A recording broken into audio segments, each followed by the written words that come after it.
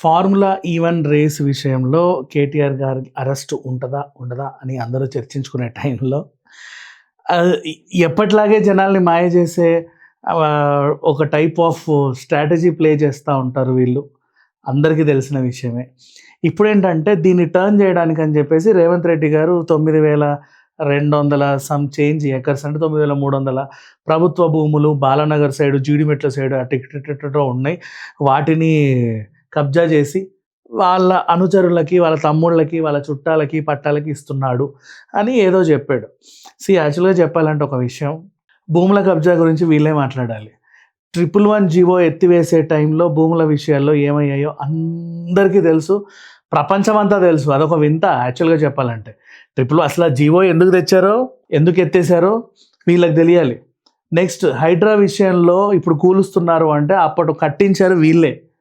వీళ్ళకి అన్నీ తెలుసు ఆఫ్‌కోర్స్. బట్ ఏంటంటే జనాలని కొంచెం ఏదో కన్‌ఫ్యూజ్ చేయడానికి, ఏదో చేయడానికి ట్రై చేస్తా ఉంటారు. మళ్ళీ చెప్పుకుంటే ఫార్ములా ఈవెన్ రేస్‌లో జరిగిందేంటంటే ఏమీ లేదు. నేను లై డిటెక్టర్‌కైనా రెడీ అంటున్నాడు. Lie detector రెడీయే. కాకపోతే నువ్వు చేసిందేంటి ఇక్కడ విషయం? ఒక ఈవెంట్ ప్లాన్ చేసావు. అంతవరకు బానే ఉంది. ఈవెంట్ లాస్ వచ్చింది. ఎందుకొచ్చిందంటే స్పాన్సర్స్ వెళ్ళిపోయారు. స్పాన్సర్స్ ఎందుకు వెళ్ళిపోయారు అంటే ఈవెంట్ సక్రమంగా జరగలేదు. పాస్ట్ సీజన్ కాబట్టి సెకండ్ సీజన్‌కి they will not be interested. కాబట్టి స్పాన్సర్స్ లేని ఈవెంట్‌ని ఏం చేయాలి? మన నెత్తినేసుకొని మనమే ఈవెంట్ చేయాలి అనుకుంటే మన నెత్తినేసి మన సొంత ఖర్చుతో చేసుకోవాలి. బికాజ్ స్పాన్సర్స్ వెళ్ళిపోయారు కాబట్టి, అనౌన్స్ చేశాం కాబట్టి పరువు పోతది కాబట్టి. కానీ ఆ తలకాయ నొప్పి నాకెందుకు ఈ తొక్కలో ఈవెంట్ కోసం అనవసరంగా ఏందో ప్లాన్ చేస్తే ఏదో అయ్యింది అనుకొని దొరికింది కదా ఫ్రీగా జీహెచ్ఎం, సీహెచ్ఎండి ఇది ఏదేదేదో లోగోలు వేసేసి from Telangana government we are sponsoring this event అని చెప్పేసి చిల్లర మొత్తం పెట్టేశారు. సరే అది కూడా తప్పులేదులే. ఎందుకంటే చాలామంది కొన్నిసార్లు చేస్తూ ఉంటారు జనాలకు తెలియకుండా. మళ్ళీ నెక్స్ట్ టైం వచ్చిన వాళ్ళు ఆరోపిస్తూ ఉంటారు. అట్టటట్టట కొట్లాటల్లో వెళ్ళిపోతాయి. అట్లా చాలామంది చేసి ఉంటారులేమో. బట్ ఇక్కడ విషయం ఏంటంటే ఈసీ రూల్లో ఉన్నప్పుడు నువ్వు ఇలాంటివి చేయకూడదు. మానిటరీ ట్రాన్సాక్షన్స్ జరిగినప్పుడు అండ్ అది ఫారిన్ కరెన్సీలో వెళ్ళినప్పుడు ఆర్బీఐ పర్మిషన్ ఉండాలి. వాళ్ళకి చెప్పాలి ఇదిగో ఇట్లా వేస్తున్నా అని. ఆర్థిక శాఖకు చెప్పాలి ఇగో ఇదేదో అయ్యింది, ఏదో చెయ్యాలి అని. ఏమీ చెప్పకుండా ఎవరికి నచ్చినట్టు వాళ్ళు ఈయనేదో చెప్పాడని అప్పుడున్న కలెక్టర్ తీసుకెళ్ళి ఏదో చేసేస్తే కరెక్ట్ టైంకి ఇది అన్యాయంగా వెళ్ళింది, పలానా డేట్‌కి ట్రాన్స్ఫర్స్ అయ్యాయని వీళ్ళు బయట పెట్టినప్పుడు ఒప్పుకొని తీరాల్సిందే. ఖచ్చితంగా యాక్చువల్‌గా ఇక్కడ వరకు రాకపోదు. ఎందుకంటే ఆ రోజు అదే 55 కోట్లు నీ జేబులోంచి పెట్టుకొని తర్వాత నువ్వు ఏదేదో చేసుకొని మీ ఎలక్షన్‌లో ఖర్చు పెట్టుకున్న డబ్బుల్లో మైనస్‌లు చేసుకొని అవకతవకలు చేసినా అయిపోయేది. కాకపోతే ఏంటంటే ఎవడు పెట్టుకుంటాడులే అన్నట్లు చాలా కేర్‌లెస్‌గా, రెక్‌లెస్‌గా చేసిన దానికి ఈరోజు అనుభవించాల్సి ఉంది ఖచ్చితంగా. సో నన్ను అరెస్ట్ చేసేదమ్ము రేవంత్ రెడ్డికి లేదు కదా! నిన్ను అరెస్ట్ చేసేదమ్ము ఫార్ములాకే ఉంది. నువ్వు చేసిన పనికే ఉంది. 100% చేస్తారు. దాన్ని పై ఎత్తులు ఇవన్నీ కూడా నువ్వు ఏం చేసినా సరే ఖచ్చితంగా అరెస్ట్ అయితే అవుతారు. And not only that one thing. మళ్ళీ చెప్పుకుంటే ఇప్పటివరకు దేశంలో ఎవరూ చేయలేదు అంటే అది చేయకూడదు అని అర్థం.